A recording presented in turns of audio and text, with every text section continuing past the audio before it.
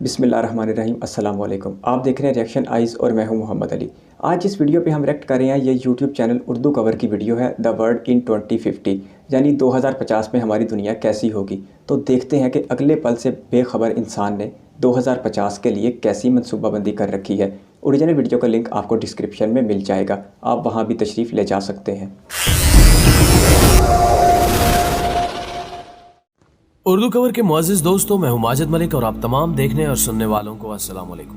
नाज़रीन मोहतरम, ये 2050 की दुनिया होगी। यहाँ वो सब कुछ हकीकत से बढ़कर हकीकत होगा जो दर हकीकत मुमकिन होना एक नामुमकिन सी बात है। यहाँ इससे पहले भी बहुत कुछ नामुमकिन था जिसके बारे जो आज में मुमकिन हुआ। इंसान सोच भी नहीं सकता।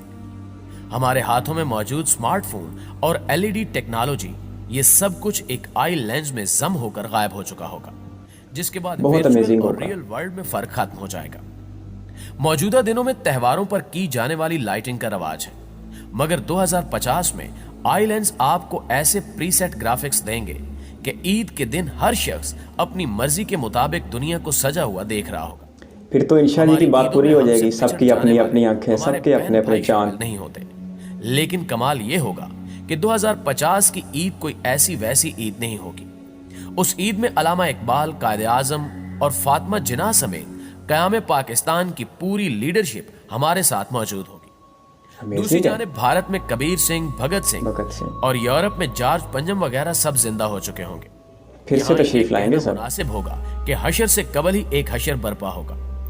लोग उन हसीनाओं से भी इश्क कर बैठे होंगे जो कि हजारों साल पहले मर चुकी थी, लेकिन अब जिंदा होकर एक बार फिर इस स्यारे पर जाहिर हो चुकी होंगी। यानी कहानियां फिर से हकीकत बनेंगी। पहले किसी जागीरदार या किसी बादशाह की बीवियां रह चुकी होंगी, लेकिन 2050 में वो अपनी रजा से किसी आम आदमी के साथ रहने लगेंगी। नहीं, ऐसे मुमकिन है। जिस औरत ने पहले बादशाहों के साथ जिंदगी गुजारी हो वो मुलाजमों के साथ कहाँ रहेगी। लेकिन फिर भी उम्मीद है। तस्वीरें होंगी, लेकिन ऐसा बिल्कुल भी नहीं है। ये बाकायदा पूरी शख्सियात होंगी जिनसे आप ना सिर्फ बात कर सकेंगे बल्कि तालीम की इन गुत्थियों को सुलझा भी सकेंगे जो आज तक नहीं सुलझ सकी। फिर तो साइंसदानों का काम बहुत थोड़ा रह जाएगा, तहकीकदानों का काम मौजूद होंगे। नाज़रीन मोहतरम, ये सब सुनकर आप काफी हैरान हुए होंगे कि ये सब कैसे हो सकता है।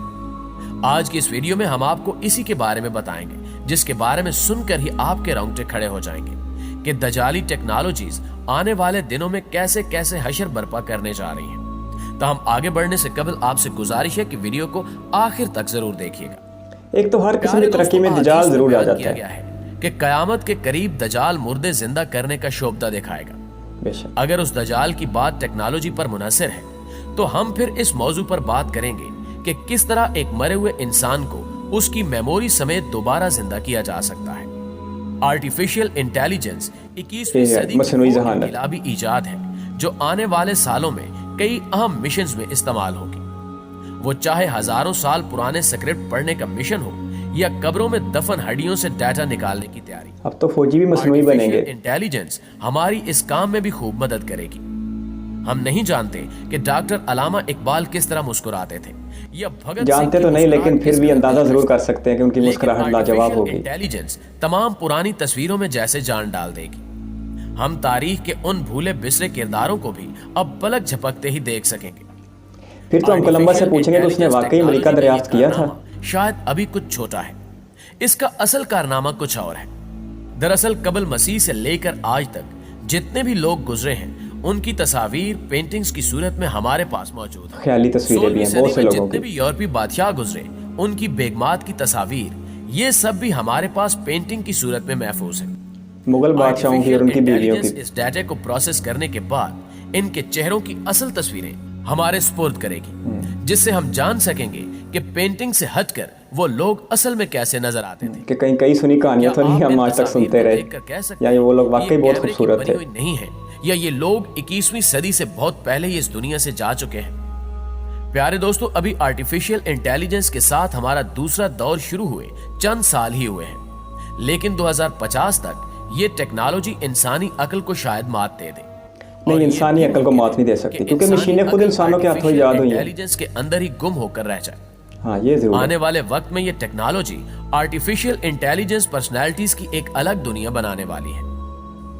यहाँ बहुत अमेजिंग होने वाला सब कुछ। اگر ایسا وہ ہو تو شخصیت جو آج سے کئی 100 سال پہلے اس دنیا سے جا چکی ہے، اس سے یہ آرٹیفیشل انٹیلیجنس پرسنالٹی کتنا ملتی جلتی ہوگی؟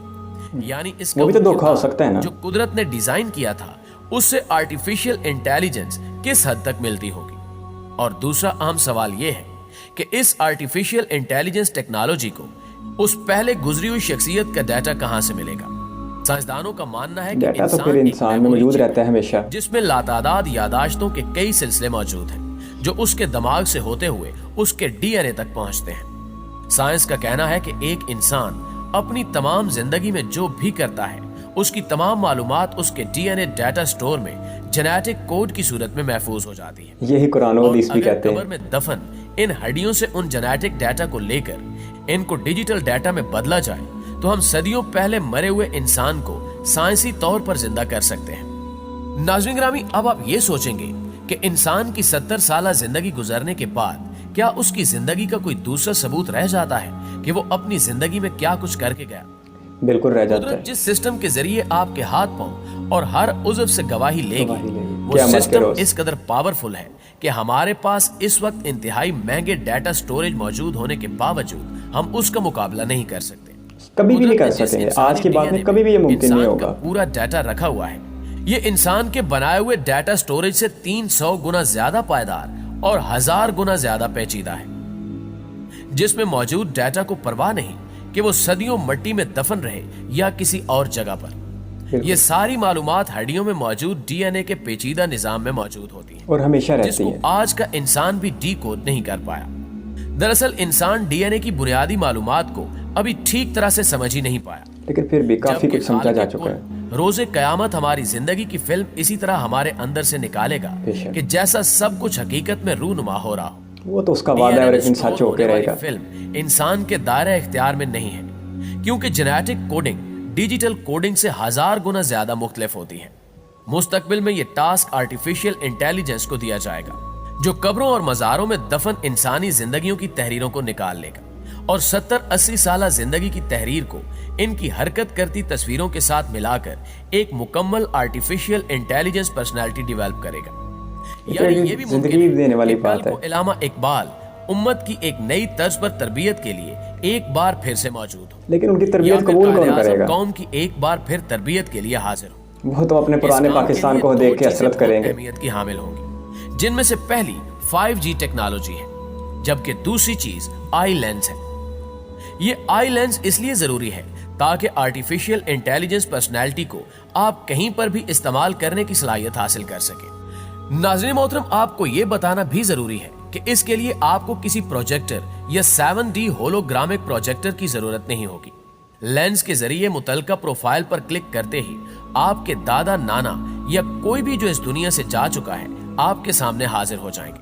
پھر سے ان کی دوسری تشریف جانب آوری لائی جائے گی۔ ٹیکنالوجی اس لیے ضروری ہے کیونکہ یہ عقل کو حیران کر personality دینے والا ہے visual سب کچھ۔ اور اس کا کہیں دور ایک مین سرور موجود ہوگا جس پر پروسیسنگ کر کے یہ پرسنالٹی آپ کے پاس پہنچے گی، امریکہ کے جس پاس کے ہی لیے ہوگا جی، آپ کو جو ایک آج تیز کل ترین 5G سب بڑی کمپنیوں کا انٹرنیٹ ہب کی بنا ضرورت ہوا ہے۔ محسوس ہو سکتی ہے۔ یوں یہ دجالی ٹیکنالوجی کچھ بھی ممکن بنا دے گی، لیکن آخر میں ایک اہم سوال یہ ہے کہ کیا انسان یہ ٹیکنالوجی ایجاد کر پائے گا اور کیا مرے ہوئے انسان کے ڈی این اے کو ڈی کوڈ کیا جا سکے گا؟ اگر سوچ لیا تو کافی حد تک کامیابی بھی ہو جائے گی، کیونکہ یہی انسان ہے جو کبھی زمین پر بیٹھ کر دیوتا کہتا ہوتا تھا مریخ سیارے کو، اور آج وہاں پر ناسا کی بنائی ہوئی مشینیں مٹر گشت کرتی ہیں۔ تو ویڈیو بہت اچھی تھی، امیزنگ تھی۔ اگر یہ سب کچھ ہوا تو یہ ایک دھوکے کا جہان ہوگا، لیکن میرا نہیں خیال کہ ہم اسے اتنی جلدی دجال سے منسوب کر سکتے ہیں۔ دجال کا کنسیپٹ ایک الگ قسم کا ہے۔ آپ کے قیمتی وقت کا شکریہ۔ اللہ حافظ۔